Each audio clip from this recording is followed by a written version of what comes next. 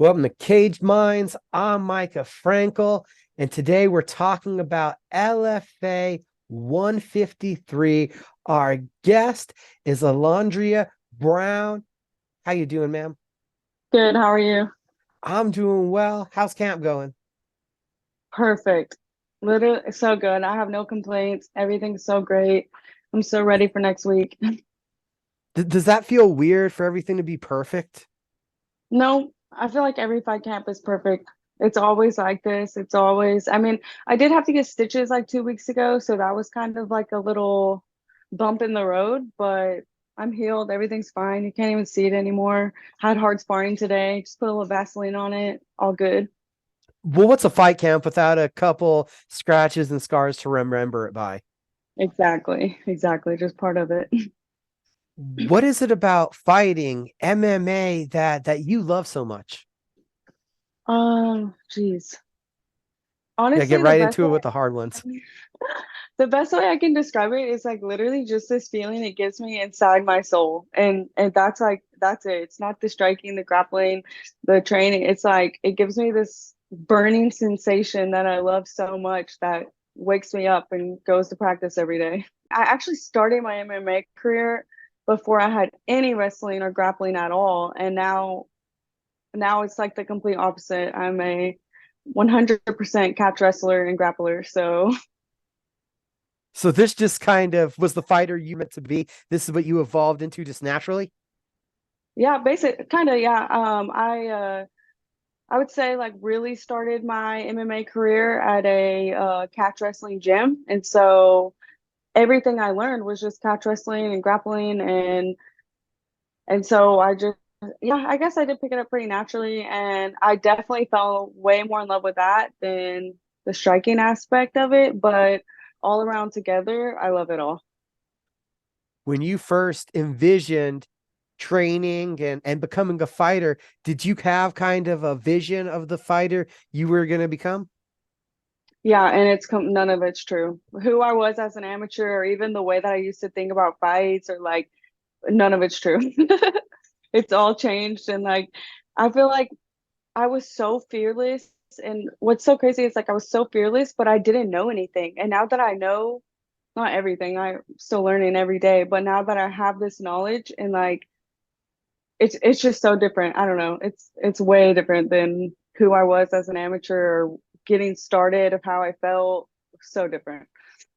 Well, how is the mindset and the way that you attack the sport and a fight itself, how's that changed? I would say obviously I have way more knowledge now. Before like my amateur careers, I was just seriously like I didn't even have like a head coach, a whole team, and I was just taking fights and hitting up the promoters and literally just taking my own fights and and now I feel more smarter, I, more I mean I guess more knowledge and more calm and like my I trained so hard that I have so much confidence when getting ready to fight, about to make that walk, that like I know that I put in all the deposits I needed to. And so it's just the fun part. Like training's the crappy part, like it's just at that point time to have fun and trust in your training and trust in yourself. I got to know, how does this journey as a mixed martial artist start off then? If you're kind of finding your own fights, dude, how did you get involved in the sport in the very beginning? This has to be an interesting story. Okay, so like seriously, I moved here. I moved to California from Tennessee. I only had like a few boxing matches, and I was just like on this mission. I'm gonna become a professional MMA fighter. This is what I want to do. Let me back. Okay, my mom was actually an MMA fighter, an amateur MMA fighter. She had her last fight in like 2013, I think. And her and my stepdad owned an MMA gym as I was growing up, and they both fought. And like literally until I was like 19 years old, I had nothing to do with it. I didn't care. I didn't go to the gym to train. I didn't learn anything. Like I was doing my own sports. And then I don't really know what happened that I got this idea and was like, oh, this is what I actually want to do. And I just moved to California with my little dog Luna and just started going to gyms and signing up for fights. And I signed up for the little camo amateur MMA thing. And I just messaged all the promoters that were having shows like, hey, I want to fight. I fought at 115, 125, 135, 120, like literally whoever I could fight. I just took every fight. I just wanted to fight so bad, but I had like no knowledge. And I literally just heart and good work ethic, I would say. And what leads you to where you are now to CSW in that team? So I had a fight and I was there in the back, and my coach now, Ben Jones, he was there cornering another fighter. And so like I kind of like briefly met him a little bit, but also there was another guy with him that cornering named Jacob Rosales. And we kind of like met a little bit that night. And then like fast forward a couple months later, him and I started dating. I would go with him to the gym sometimes, but at the time there was no females on the team, and my coach Ben was very like, not no girls allowed, but he's not going to coach any girls kind of. And then one day he was like invited me to the practice. And he's like, "You're here, you're watching, like obviously you're an MMA fighter, you know." I didn't have a gym, I didn't have a team, and one day I did the fight team practice and I hung in there. A week later, I was still there every day, getting my butt whooped every day. And next thing I know, here I am like 3.5 years later, and I'm there every single day. So And not to mention 3.5 years later, I think a congratulations also on the relationship everybody's seen on social media. I believe you guys are engaged now. yes, we got engaged like last month. Thank you. What is that like then, sharing not just the life, but the journey and you guys having that same passion? Um, it's really cool. It's really cool actually. Like it's not, I mean, we even fought on the same night together and had a weight cut together, got ready for a fight together. And it's really cool doing the same thing as someone because they understand the sacrifices it takes, they understand the commitment it takes. And so they can just let you be free and do what you have to do to succeed in this journey. And like vice versa, you know, like we both understand. And so I think that's really cool, and he motivates me. I motivate him, and it's a really great relationship. You said the camp's been great for LFA 153. Rachel Martinez is going to be the opponent. You guys have been booked now. This is a third I know. Third time. time's the charm. It's coming. It's pulling through this time. But So with it being 3 times, do you feel like you've already prepared for her and there's more time throughout these camps now to improve on yourself because it's a bit redundant getting ready for the same person? yeah, definitely. So the first time we were supposed to fight, I broke my wrist. I had to pull out, but it just got postponed to like think like 3 weeks later or something. So it wasn't like I just needed to like rest it just a little bit, and then I was just gonna go in there, however it was at that time, tape it up real good, and then deal with it after the fight. But then I believe she got sick or something, and so it ended up just not happening. And then I got to fight someone else. She actually got to make her pro debut, so that's good. And I mean, yeah, I'm prepared for her. And yeah, it's been a year kind of almost that she's been on my mind. So Ready for this one to be over and done with, right? yes, definitely. From what I was told, she's a grappler, you're a grappler. A lot of times, just we know as MMA people, it's going to cancel each other out into a striking affair. Do you see that, or do you see this one being a grappling match? Um, so one, like I'm finally happy to this is my first time in my pro career to be fighting another wrestler. And so that's exciting because it's no secret that I love wrestling and grappling. Um, but but I'm also very excited to just like show off my stand up for this fight too. That's what I'm kind of prepared for the most, and see where that goes. Whether it's at distance or it's in the class in the clinch, do you feel like you already do showcase your striking? You're in there getting the dirty boxing done, shoving knees into the midsection. Do you feel like you already do showcase your striking?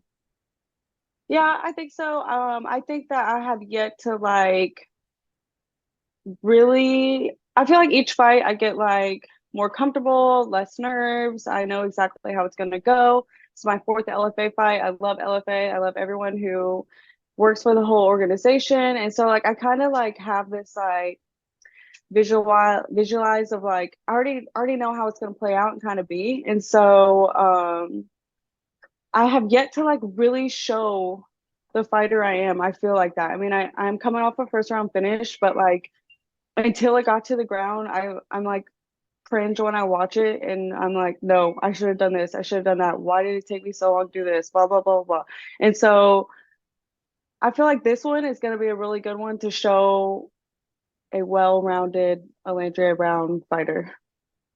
Do you feel like there's almost a muscle memory hurdle kind of to get over in the fights where you watch yourself and you're thinking you're doing one thing, but you're kind of slipping back to the same tendencies you've had before? Yeah, I mean, from my second to my third pro fight, I feel like I did do a lot of made a lot of good changes. Like I was having really a hard time getting Sydney, like taking her down to the ground. I didn't take her down one time. And then in one round in my first fight, I mean in my last fight, I got like three takedowns. So it's kind of like I really worked on the things that I had problems with, and then I watched my last fight and I'm like, oh, I need to work on this, that. And so I feel like I don't know, I just feel like I'm so like early on in my career. I'm only have this is my fourth pro fight, you know, so I feel like each time I just evolve, get smarter, get more confidence, and just more ready. When you think about it in that perspective, is it easy or is it a little more difficult when you're targeting the areas that you want to improve on, where you're like, okay, I know I'm still improving. There's a lot to do. Is it easier or hard to start building those blocks and get it in place to, create that full picture that you want to be? Um, I guess I would say like a little both. I kind of get like pretty obsessive over things, and when I really want to fix something or work on something or make something perfect, or I mean, just do it over and over for days and days, and just kind of work on that, and then do some live rounds and see how it goes, see how it works, getting punched in the face back. So I don't know. I feel like both. It's just learning and drilling and practicing. Do you think that you're able to look at Rachel, and are you expecting that because of the rebookings and you've had a lot of time to grow, that she's going to be a different person than what you're expecting, or you feel like from her pro debut you got a pretty good handle on what she's going to look like? I think, I mean, her pro debut wasn't that long ago, so it's kind of like you really, I mean, I feel like each fight everyone grows a little, maybe gets a little better. And um, I mean, I've watched all her films, all her amateur, her last pro fight, and I think I have a pretty good what she's gonna do. But I'm telling you, I'm ready for anything. Whatever happens, my hand's gonna be raised that night, and so I'm just I'm ready. The gym, the style, we've talked about that cats wrestling, and just that grittiness that you guys put in. Did you feel like that was a match for you right away? Yeah, my coach Ben Jones, he is a very tough love coach. Not everybody can handle that and hang with that, but he is on your ass. He's very, very hardcore, and it fits perfect with me. Perfect. And I feel like I just fell in so well. I was his first girl fighter he ever had, and I'll probably be his last. Um, And yeah, I love the Badger crew. I love my team. I love all my coaches, my teammates, and it's the perfect fit. I'll never fight anywhere else without them. When I've heard you described from a couple different outlets and listened to a couple different video, everyone describes your fighting style as tenacious. How do you like that description? Um, I mean, I like that. Like one thing about me is I'm never gonna quit, which sometimes could or like I'm super tough and like sometimes that could be like a not so good thing, like you want to be tough and smart and not just tough. So, I mean, I don't know. I mean, just know that I'm going to be coming forward at you the whole time and I'm not going to stop until the ref stops me. So, I mean, it has its goods and its bads. Well, does there feel like there's been situations where you're almost too tough for your own good? Yeah, definitely my second pro fight with Sydney. She's a great fighter. I have no excuses. It wasn't my night that night. Like I said, I have no excuses. It is what it is. I did not have a good, um, what's it like after weigh-ins? I didn't hydrate well that night. The day of, I Refueling. was like, yeah, like when they weighed me on the scale in my clothes, I was like 117 with my clothes on. Like I didn't gain nothing back. I was so tired and so weak. And I remember like the ref was like, "Fighter, are you ready? Are you ready? Go!" And like I like was not even there. It's so crazy to even like think about. And I finally watched that fight probably like 6 or 7 months after it happened, and I hate everything about that fight, about that night, about that day, about the day of weigh-ins, everything. No excuses. Sydney's awesome. Maybe we can have a rematch in the UFC one day or something. But yeah, I think I was probably like too tough for my own good on that fight. And eventually in the round three, they stopped it. The ref did. So took a lot of hits. As we look forward again towards LFA 153, how do you make that your night? Um, let's see. I'm just gonna be me. I'm gonna be confident. I'm gonna be ready, ready for anything, ready to keep it on the feet, on the ground, whatever happens. But I will get a finish and my hand will be raised that night. And I'll understand if you want to keep it a surprise, but do we have a specific theme for the fight night attire? Yes, I'm gonna be Bubbles from Powerpuff Girls for this fight. Super cute and catchy, and my whole outfit is made that looks like her outfit. And yeah, my hair's gonna be cute, so definitely gonna keep my themes up. Is that like one of those positive distractions for you, planning out the theme and something to keep the mind, something to give it besides the fight?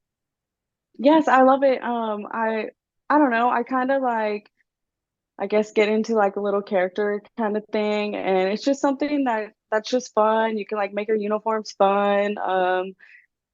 And I don't know. It's just something to have fun with with like such a serious thing. So I love that. I can't wait. I have like my next theme is gonna be so awesome. I can't wait for that one. And I love doing it. It's gonna be a sad day when I have to, not a sad day, but sad happy day when I have to turn them in for the UFC uniform, but part of it. And also, before I let you go, I'm sure it comes up all the time. Was there a big conversation with having to tell coach, no, it's okay. You can slap me to get hyped up like you do the rest of the team before I fight. I'm sure that some people would be like, well, dude, that's not cool. Honestly, I've like waited for that for someone to on social media to be like, "Oh my gosh, I can't believe he hits a girl," blah blah blah. But like surprisingly, no one has even brought that up or said anything about it. But I could not wait to get my Badger slap. Like I was ready for it. Like I couldn't wait to fight. I wanted to fight 2020, obviously the world shut down, so like everything kind of got like delayed from like training so hard for so many years. And I finally got to have my pro debut in 2021. And yeah, I was ready for it. Bit down my mouthpiece and I was like, okay, Badger slap time. Awesome. Alandria, it was great getting to talk to you today.